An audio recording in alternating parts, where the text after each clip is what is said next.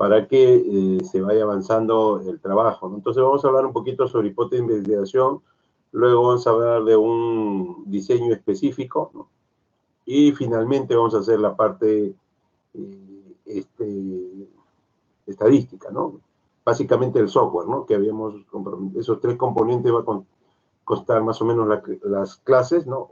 Una parte que tiene que ver con el avance de la práctica, otra parte que tiene que ver con los diferentes tipos de diseño que existen en ciencias biomédicas, ¿no? Van a ver que hay bastantes, ¿no? Entonces vamos a tocar una semana cada uno de ellos, por lo menos les queda ya y les es útil, ¿no? Y tercero, vamos a tocar un nuevo programa, ¿no? Hoy día vamos a tocar un nuevo programa que es gratuito y ya lo vamos a ver a medida que avancemos, ¿no? Pero entonces revisemos rápidamente la hipótesis de investigación. Ya han revisado muchísimas veces la hipótesis de investigación durante los diferentes cursos, ¿no? El concepto es que es una conjetura conceptual que pretende resolver un problema científico planteado, ¿no? Es un problema de investigación, ¿no? Básicamente es una respuesta tentativa, una solución teórica o a priori, es decir, antes de que se haga el trabajo, y deriva del griego hipotétimi, ¿no? Que es lo que se pone en base a algo, ¿no? Las hipótesis indican lo que estamos buscando o tratando de probar, ¿no? Y es una respuesta tentativa, ¿no? ¿Qué generalidades, qué características tienen? La mayoría de tesis contienen hipótesis de investigación, hay algunas que no, cuando son netamente descriptivas, pero para el motivo de la tesis tiene que tener hipótesis, ¿no? Pueden ser verdaderas o no, no necesariamente son verdaderas, ustedes pueden suponer que va a tener esos resultados, sin embargo, a la hora que hacen el trabajo, no se encuentra tal resultado, ¿no? Son proposiciones, expresan en términos de variables, se cree o se estima que es probable y estas hipótesis tienen que ser contrastadas durante el estudio. También hay una hipótesis estadística que vamos a revisar más adelante, ¿no? ¿Qué importancia es? Porque definen con precisión los problemas y orientan hacia los datos. O sea, cada problema de investigación va a generar una hipótesis, ¿no? Por lo tanto, va a haber una hipótesis general y puede haber hipótesis específicas, ¿no? Constituye una exigencia metodológica, sirve en el puente en teoría y lo que observamos, ¿no? Por supuesto que deben plantearse con mucha claridad, ¿no? Fuente de origen de hipótesis viene de revisar la literatura, plantearlo, afinamos el planteamiento y ahí tenemos la hipótesis, ¿no? Básicamente tenemos que probarlo, ¿no? Tenemos que revisar la literatura para plantear una hipótesis. Es una relación funcional, miren, tenemos la variable dependiente, independiente, y vamos a añadir la hipótesis al problema, ¿no? Debemos enunciar esta hipótesis, ¿no? Van identificando el problema del investigador, ¿no? Y es una propuesta o conjetura, ¿no? Y también se puede derivar de las teorías, ¿no? De lo que se conoce hasta ese momento sobre determinada enfermedad que ustedes están revisando, de los cuales están haciendo su trabajo, ¿no? Y va a proporcionar predicciones, ¿no? En realidad también sirve como instrumentos de trabajo de la teoría, ¿no? ¿Qué funciones tiene la hipótesis? Guía la investigación, probar la teoría de base, ¿no? Sugerir nuevas teorías, ¿no? Sugerir nuevas teorías, ¿no? ¿Qué requisito debe satisfacer la hipótesis? Debe ser real y específica, debe ser comprensible, específica y contrastable, ¿no? La relación debe tener una relación clara y lógica. Tienen que ser observables y medibles, ojo, tienen que ser medibles y observables, es decir, sujeto de medición, y están relacionadas con técnicas disponibles para probarlo, ¿no? Mediante su trabajo van a probar la hipótesis que ustedes se planteen. ¿Qué componentes tiene una hipótesis? No, tienen unidad de análisis, tienen las variables y tienen conectores lógicos, ¿no? Estos tres componentes son bastante importantes, ¿no? Las unidades de análisis son personas objetos, las variables son los aspectos del problema y los conectores lógicos son las palabras que expresan la relación que puede haber entre ambas, ¿no? De influencia, de causa y efecto, ¿no? Va a depender del tipo de investigación que ustedes se encuentran realizando, ¿no? Los componentes referenciales, ¿no? Los componentes referenciales son aquellos que indican en espacio y tiempo la hipótesis, por ejemplo, ustedes están haciendo investigación en el Hospital Almenara, ya tienen que ubicarse en Almenara, y en qué año, es este año, o es retrospectivo en años anteriores, a eso se refiere, los componentes referenciales. Este es un ejemplo. Miren, este acá es el desempeño docente, se relaciona con estudiantes de medicina en el año 2019, variables de desempeño docente, nivel académico, unidad de análisis de los docentes y alumnos, conectores se relaciona directamente, el espacio de la Facultad de Medicina y el tiempo es el 2019. Este es un ejemplo clásico, de una hipótesis, que tanto los componentes metodológicos como los componentes referenciales, ¿no? Esto deberían ustedes también utilizarlo adecuadamente para hacer su elaboración de hipótesis en la práctica con sus profesores, ¿no? ¿Cómo se formula la hipótesis? Se va a formar con claridad, con probabilidad, con simplicidad, y va a expresar relaciones entre las variables. Además, debe tener coherencia con lo que se conoce hasta ahora. ¿Qué requisitos? Deben formularse con una afirmación, es decir, las hipótesis son afirmativas, tienen que referirse a la realidad, hay que fundamentar la hipótesis teóricamente, deben ser precisos y comprensibles, susceptibles de verificación nuevamente, y ofrecer una respuesta probable al problema que ustedes han planteado, ¿no? ¿Cómo se clasifican la hipótesis? Tipo de hipótesis: una hipótesis teórica, la hipótesis de investigación y la hipótesis operativa, ¿no? Primero empiezan con una hipótesis teórica, ¿no? Luego siguen con una hipótesis de investigación y finalmente la hipótesis operativa, que van a probar en su trabajo de investigación. Primero revisan la literatura, luego la hipótesis de investigación y finalmente la hipótesis operativa, que es la que van a trabajar, ¿no? La estructura jerárquica, que finalmente acaba una hipótesis operacional, ¿no? Y después de esto viene la hipótesis estadística, ¿no? La hipótesis teórica, una supuesta relación funcional entre variables teóricas, ¿no? Hipótesis de investigación ya tienen que ser más específicos sobre una solución directa sobre su trabajo de investigación, ¿no?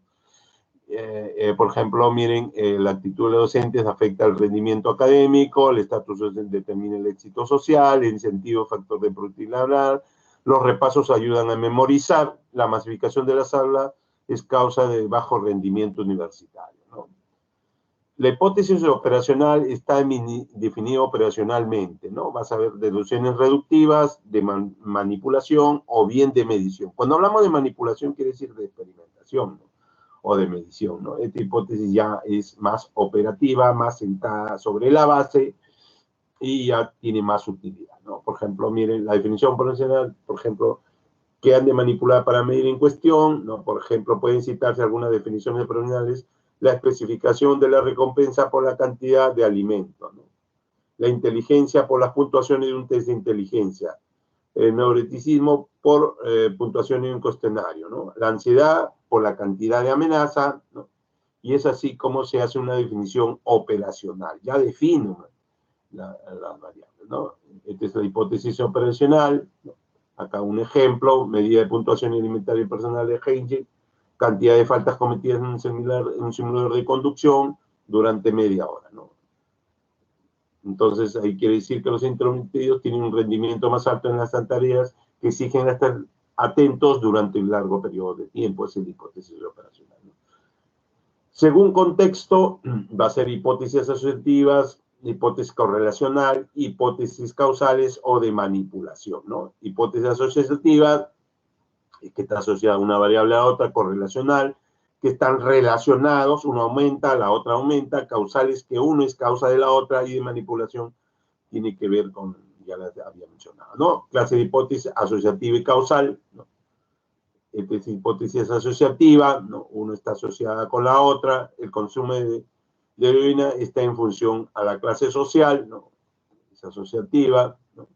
Hipótesis causal, una determina la producción de la otra, ¿no? Leer dos veces una lista de ítems favorece su recuerdo, ¿no? Uno causa la otra. Ejemplos: la frustración es causa de conductas agresivas, ¿no? Esta es una hipótesis causal, ¿no? Hipótesis según función que cumplen en la prueba, pero es una hipótesis de trabajo de investigación. La hipótesis nula, básicamente, que es un artificio para decir que negativo, se afirma que la hipótesis de trabajo, y la hipótesis alternativa es una respuesta alternativa a la hipótesis nula, ¿no? Según el nivel de conocimiento, va a ser una hipótesis exploratoria, descriptiva, correlacional y explicativa. Según el estadístico, va a ser hipótesis descriptiva, hipótesis de diferencia de media y hipótesis correlacional. Según, ¿no? Por su función, nuevamente, diferencia de grupo, causal, va a ser hipótesis generales y hipótesis específicas. Hipótesis general tiene relación con el problema principal, hipótesis específica tiene relación con los problemas específicos, ¿no? Los objetivos experimentales pueden ser hipótesis de investigación exploratorias, confirmatorias y cruciales. En función de su grado de su generalidad, puede ser hipótesis de investigación universales y existenciales, ¿no? Todo este tipo de clasificación se tienen en los tipos de hipótesis, ¿no? Generalmente esta es la que se usa básicamente en los estudios de medicina, ¿no? Exploratorio, descriptivo, correlacional y descriptivo. Y por último, la hipótesis estadística, ¿no? Que es la que usamos nosotros, ¿no? Y aplicamos las pruebas estadísticas para corroborar la transformación de una hipótesis de investigación en términos estadísticos, ¿no? Las hipótesis pueden ser de estimación, de correlación, diferencia de medias y de causalidad, ¿no? De estimación es aquella que tiene un valor, determinado valor, la hemoglobina tiene determinado valor. De correlación es que el incremento de una causa el incremento de la otra, o viceversa, ¿no? La diferencia de medias, en que se compara que el promedio porcentaje de desviación estándar entre dos o más grupos. Y de causalidad son aquellas que afirman la relación entre los variables, sino que también da un sentido de comprensión. Una es la causa y otra es el efecto, ¿no? Acá hay algunos ejemplos, ¿no? Miren, la hipótesis mayor de 20, la hipótesis nula, que es igual a 20, y la hipótesis alterna, que es menor de 20, ¿no? Esta es la hipótesis de investigación, la hipótesis alterna igual a 20, y la hipótesis alterna mayor de 20. Es así como se escriben estas hipótesis de investigación, ¿no? Por ejemplo, la hipótesis de investigación: a mayor cohesión en un grupo, mayor eficacia en el logro de sus metas, y se expresa mediante esta simbología. ¿Hay correlación? No hay correlación, ¿no? Existe diferencia en el promedio de literales mensuales, y acá desigual y es igual, ¿no? Es diferencia de media, ¿no? Ya tenemos un ejemplo de hipótesis correlacional: mayor autoestima, menor temor al éxito, ¿no? Temor y autoestima, miren cómo va en relación inversa, ¿no? Hipótesis de diferencia de grupo, adolescentes y colores, efecto blanco y negro, ¿no? Los colores blanco y negro para comparar respecto a una variable entre diferencia de grupo, ¿no? En los televisores blanco y negro, ¿no? Un comercial televisivo de ese tipo, ¿no? Hipótesis que establecen relaciones de causalidad. La hipótesis de investigación en la accidentación del humano provoca una baja autoestima en los hijos y hijas, ¿no? La hipótesis de investigación, la preparación de sectores contables genera una menor cultura fiscal, ¿no? Y ahí dice que una variable influye en la causa de la otra, ¿no? Desintegración y autoestima es la otra variable. Acá tenemos las dos variables, ¿no? Y acá otros ejemplos de hipótesis de investigación: hipótesis nula, hipótesis alterna, ¿no? Que es como se trabaja en estadística, ¿no? Igual, ¿no? Hipótesis de ese tipo que van a ir trabajando ustedes con sus docentes, ¿no? Este es lo que se connota, esta hipótesis estadística, es promedio 1 de una población 1 igual al promedio 2, esta es hipótesis nula. La diferencia también, esto es lo mismo, se expresa que la diferencia es igual a 0, y eso quiere decir que es igualdad, ¿no? ¿No? Hipótesis nula, ¿no? Cuando se somete a la hipótesis nula, y luego nos va a dar una prueba de significación estadística para tomar decisiones estadísticas, que se va a aceptar o no se acepta la hipótesis nula. Se acepta o se rechaza la hipótesis nula.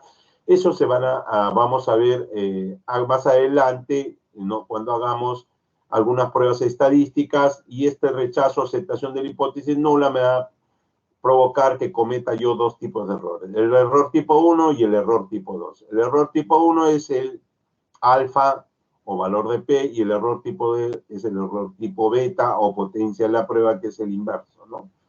Esto ocurre cuando la hipótesis es falsa, ¿no? Y yo he aceptado la hipótesis. Y rechazo la hipótesis siendo verdadera, es el error tipo 1, ¿no? No error en estos ambos casilleros. Y esto es lo que ocurre cuando se acepta, ¿no? Y ahí tenemos error tipo 1 y error tipo 2 que ya te habíamos descrito, ¿no? Hay una decisión estadística respecto al error. Acá está el alfa, ya habíamos mencionado, ¿no? De 0.05 para que vean de dónde proviene, ¿no? Y esta es parte con la estadística, solamente se estamos recordando, ¿no? Hay una probabilidad del azar, ¿no? Puede ser que ocurra, de ahí viene el alfa, ¿no?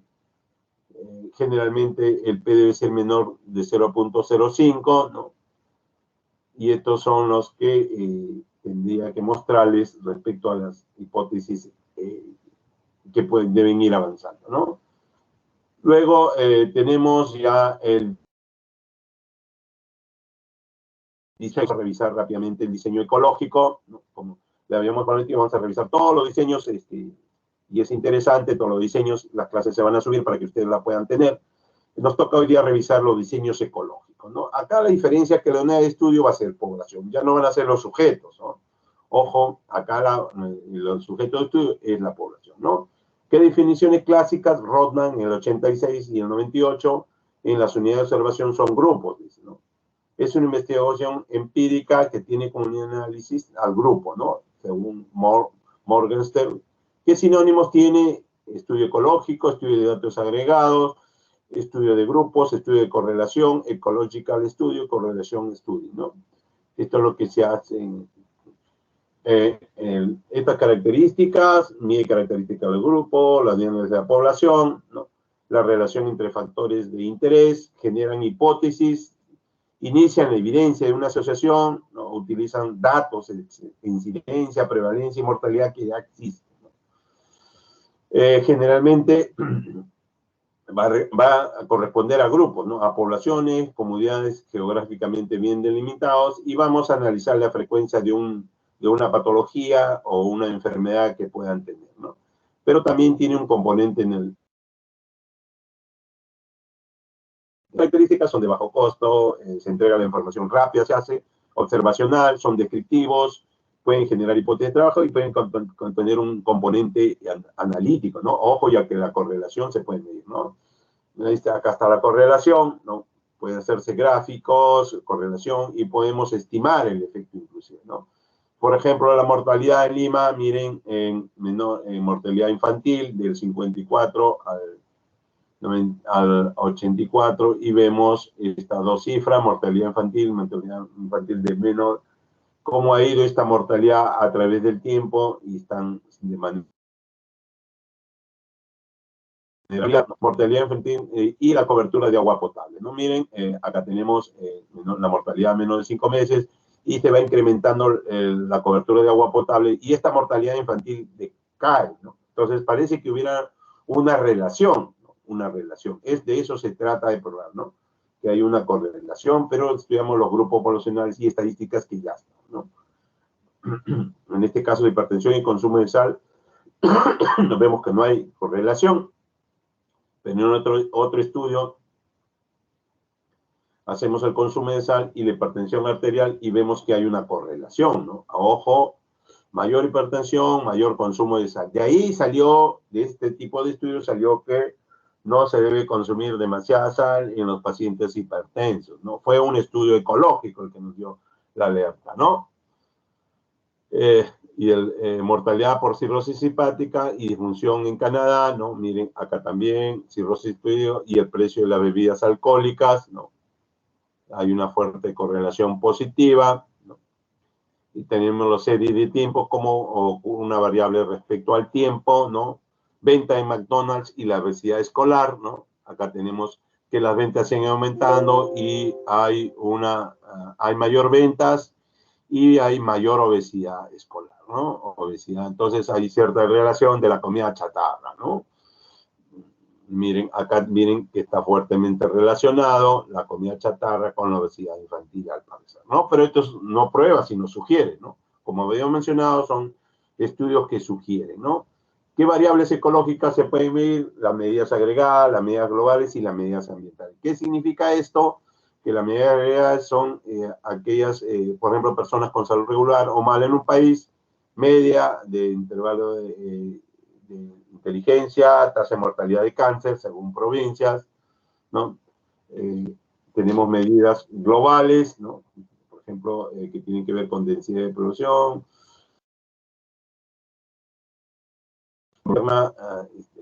y las variables ambientales, ¿no? Que son características físicas en el nivel del grupo, ¿no? Concentración de nicotina en una habitación, latitud en la ciudad, número de días por debajo de 0 grados, ¿no? Que tiene que ver con, primero tenemos las medidas agregadas, las medidas globales y las medidas ambientales. Pero no son las únicas medidas, ¿no? Miren, hay más variables, ¿no? Hemos escrito solamente 3, variables agregadas, contextual, analítica, de contagio, ambiental, estructural y global, ¿no? Y acá los ejemplos de cuáles pueden ser estas variables, ¿no?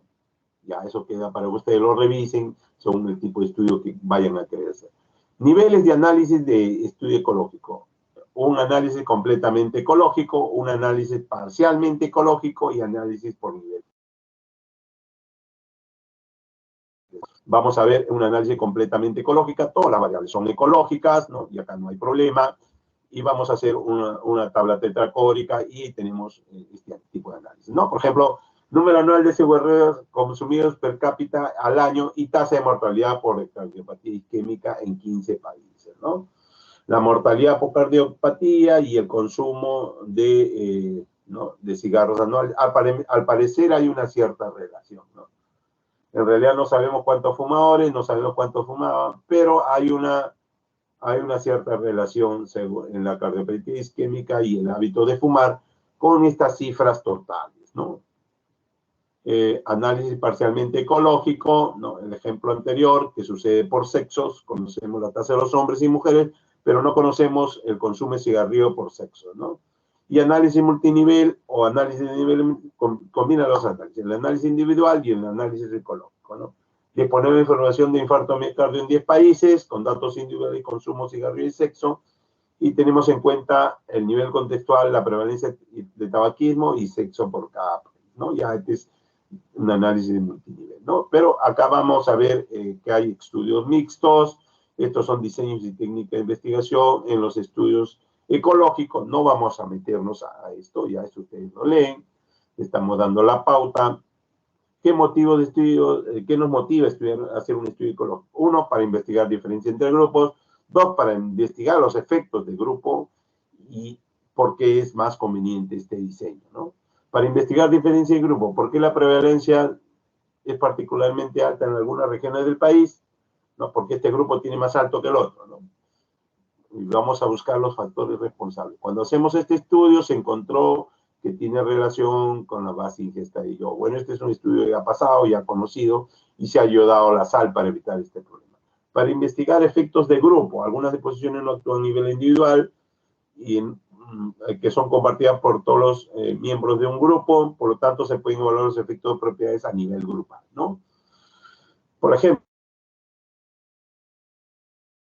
los cinturones tienen menores tasas de mortalidad por accidentes automovilísticos, ¿no? También debe evaluarse no solo esto, sino que se está cumpliendo la ley, ¿no? Es más conveniente el diseño, algunas deposiciones pueden ser difíciles de medir a nivel individual, ¿no? Por ejemplo, la venta de bebidas alcohólicas, para ser más exactos que los datos individuales del consumo de alcohol, ¿no? Porque es difícil cuando preguntar a una persona cuánto consume, ¿no? Pero sí podemos averiguar la venta de bebidas alcohólicas en un determinado grupo poblacional, ¿no? Por eso es que es más conveniente su diseño. ¿Qué tipo de estudios ecológicos? Básicamente existen 4 tipos, ¿no? Estos 4 tipos son los exploratorios, los grupos múltiples, la serie de tiempo y los mixtos, ¿no? Acá tenemos una explicación de cada uno de ellos. Compara tasas de enfermedad en diferentes grupos de personas. Estudio de grupo múltiple. Se evalúa la asociación entre niveles de exposición promedio y frecuencia de enfermedad, pero en varios grupos, ¿no? En serie de tiempo va a ser cuando compara este mismo, pero a través del tiempo, ¿no? Y estudio mixto es la mezcla de los anteriores, ¿no? Veamos cada uno de ellos. Estudios exploratorios y asociaciones entre variables sostenidas a priori por un fundamento teórico. Ejemplo, la prevalencia del asma y enfermedades atópicas con el consumo medio de paracetamol, podría ser, ¿no? Cuánto consume esa población y de repente tiene relación con si consume paracetamol y estas enfermedades atópicas, ¿no? Comparan la tasa de enfermedad de muchas regiones en un mismo periodo de tiempo, ¿no? Busca patrones especiales que podrían sugerir la hipótesis sobre la causa, ¿no? Y otro ejemplo es un estudio ecológico exploratorio que estudiaron las tasas de melanoma maligno de piel, ¿no? En población y algunas poblaciones de Estados Unidos, América, y trataron de encontrar, exploraba qué pasaba con esto, ¿no? Porque era diferente en otro grupo, ¿no? Estudiaron la prevalencia del leporino, de acuerdo a la raza del padre, de acuerdo al lugar de nacimiento. Es exploratorio para ver qué pasaba si era más frecuente en algunas zonas, ¿no? Por grupos múltiples, segundo, por grupo, evaluar relación en diferentes niveles y grupos de personas, requieren más desagregación, ya que vamos a analizar varias personas, ¿no? Es un estudio analítico, ¿no? Va a ver los niveles de exposición promedio y frecuencia de la enfermedad. Vamos a ver, miren, por ejemplo, este es de Hatch y Sasser comparó la tasa de cáncer en relación con la exposición a la radiación gamma en 69 áreas geográficas cercanas a una planta nuclear, ¿no? No se contó con información individual de exposición, solo se obtuvo información sobre las características sociodemográficas de las áreas de estudio, ¿no? Y esto fue publicado en Journal Epidemiology, de grupos múltiples, ¿no? Miren cómo han zonificado, y acá han incluido grupos múltiples. No midieron la radiación, sino midieron diferentes grupos, ¿no? Y su relación con la aparición del cáncer y la cercanía, ¿no? Y tenemos las series temporales, ¿no? Casos de serie de población, que vamos a revisar en la próxima clase, ¿no? Acá uno de los primeros que llamaron la atención de estos posibles efectos se produjo en Londres en 52, ¿no? Que provocaron inversión térmica y comisión de contaminantes particulados. Se asoció un rápido incremento de muertes en la ciudad, ¿no? Asociación entre aumento de contaminación e incremento de muertes, ¿no?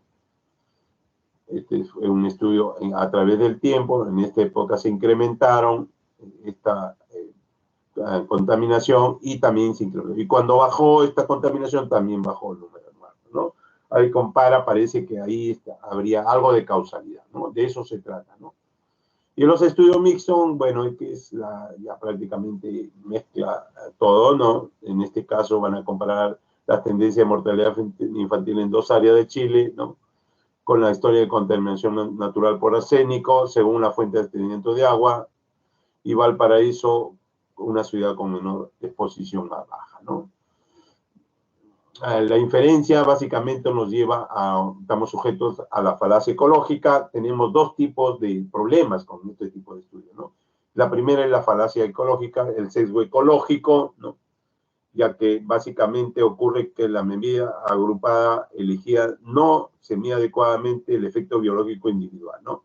Siendo errónea esta inferencia a nivel individual, no debemos hacer una inferencia individual, y eso es lo que se denomina falacia ecológica, ¿no? Ya que el origen, hay una heterogeneidad de exposición en un determinado grupo, lo estamos haciendo a nivel individual. Y segundo, el sesgo de confusión, hay que variables no conocidas que están interviniendo y que muchas veces no la podemos identificar. Esto lo podemos mejorar con un análisis multivariado y hacer una regresión, ¿no? O también se podría hacer un análisis multinivel por ciertas características dentro de estos grupos poblacionales, ¿no? La falacia ecológica, no se sabe si estos individuos enfermos realmente estuvieron expuestos, no sabemos, ¿no? Exactamente, eso es lo que se denomina la falacia ecológica, ¿no? Por ejemplo, es capaz de responder a un mayor de contaminación ambiental, modifica el riesgo de muerte para enfermedad respiratoria aguda, ¿no? No sabemos, ¿no? Si no estamos, y la confusión, ¿no? Por falta de medición de algunas covariables que no son registradas y que podrían estar dando una falsa conclusión, ¿no? La mayoría son transversales, pero también hay longitudinales en la serie de tiempo. Las tasas de morbilidad y mortalidad son las más frecuentes que se analizan, ¿no? ¿Qué ventajas tienen? Son baratos, utilizan datos secundarios, útil para nuevas hipótesis, útil para la efectividad de programas, ¿no? Útil para algunas intervenciones y políticas especiales, los efectos de individuos que no se prueban, a veces sirve para identificar ciertos efectos que no se detectan en el individuo. Utilidad, son grandes utilidad para evaluar la población, estrategias, intervenciones y vigilancia epidemiológica. ¿Qué inconvenientes presentan? ¿No? Tienen capacidad limitada para hacer una inferencia causal, no hay control, ¿recuerdan? No sabemos si la exposición procedió a la enfermedad, ¿no? Pero de repente primero se presentó la enfermedad y después se presentó la exposición. Esto es lo que se denomina la ambigüedad temporal, ¿no? Y acá una comparación, un estudio ecológico e individual, ¿no? Un estudio ecológico y estudios individuales, ojo, acá este estudio ecológico agrupal y estudio individual son el resto de estudios, ¿no? Los sesgos, ¿no?, que pueden haber, miren la cantidad de sesgo ecológico, colonial, ambigüedad temporal, ¿no? Y es difícil, ¿no? Y no tiene mucha validez, ¿no?, en grado de comprobación, ¿no? Luego vamos a revisar el otro elemento que es, vamos a revisar, como les había dicho, para ir avanzando y no perder la costumbre. En este caso tenemos el programa de EPIDAT, ¿no?, que es un programa gratuito que ustedes lo pueden bajar y utilizar, ¿no? Ya lo pueden utilizar. Este es EPIDAT, miren, ya estoy abriendo la pantalla. Esto es bien útil. Vamos a revisar algunos módulos, ¿no? Algunos módulos y herramientas, ¿no? Acá tenemos análisis descriptivo, tabla de frecuencia, tabla de contingencia. Contingencia quiere decir para análisis, ¿no? Es decir, tabla de tetracórica, ¿no? Estadísticos descriptivos, ¿no? Estadístico de correlación y algunos gráficos, ¿no? Eso es lo que tiene en la parte del estadístico descriptivo. Veamos qué gráficos, barras, sectores, dispersión, histograma, diagrama de CAFA, intervalos de confianza. También es útil para la parte de muestreo, que yo lo utilizo bastante, ¿no? El cálculo de tamaño se muestra, miren, por intervalo de confianza, por contraste de hipótesis, ¿no? Esto tiene que ver con, ¿no?, con este tipo, ¿no?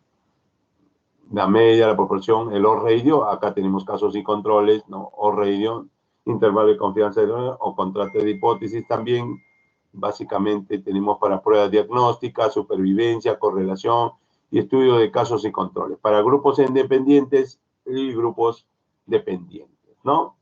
Entonces, acá tenemos grupos independientes y grupos apareados, ¿no?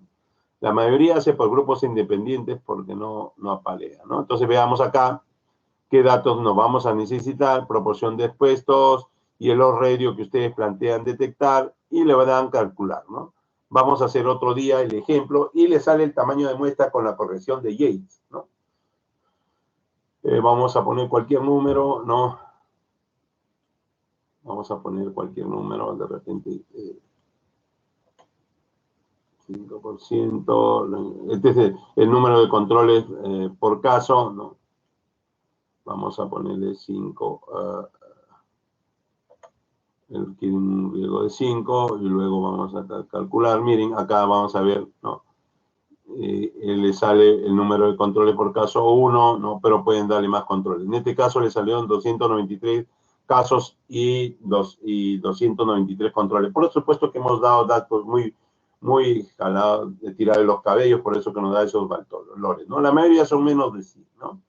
Entonces, es así como se calcula el tamaño de muestra, ¿no? Es así como... Y básicamente tiene otras cosas, inferencia en parámetros, análisis de concordancia y consistencia, ajuste de tasas, tiene la parte demográfica, miren, regresión logística, ojo, útil para casos y controles como método multivariado, tiene distribuciones de la probabilidad, ¿no? Cálculo de probabilidad, generación de distribuciones, ahí tenemos la distribución, la campana de Gauss, la distribución bayesiana, ¿no? Y así tenemos otros análisis que ya son propios de los que conocen un poco de la estadística y epidemiología, ¿no? Pero, pues, como les digo, les va a ser útil para el cálculo del tamaño de muestra de casos y controles que la mayoría hace, ¿no? O también pueden utilizar también un estudio de cohortes, ¿no? Eso es lo que es útil y es gratuito, ustedes lo bajan. Esta es la versión 4.2, es la última versión, está dada por la Junta de Galicia, ¿no? Y es de gratuito, ¿no? Más adelante vamos a hacer algunos ejercicios, cómo se calcula y algunos resultados, ¿no? De los estudios analíticos, básicamente, ¿no? Entonces, no, vamos a quedarnos ahí.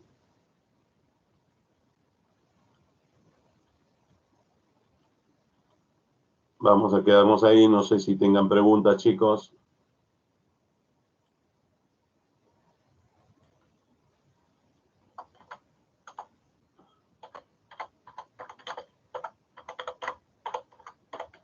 Doctor, me están consultando ¿cuándo es la fecha probable del primer parcial o del examen? Yo creo que todavía, recuerden que tenemos un año, ¿no? Se empezó las clases, yo creo que será en un par de semanas, será, pues, ¿no? 2 o 3 semanas el parcial que tenemos, ¿no? Y de ahí nos vamos a poner ya de acuerdo al sílabo, ¿no? El parcial, ¿no?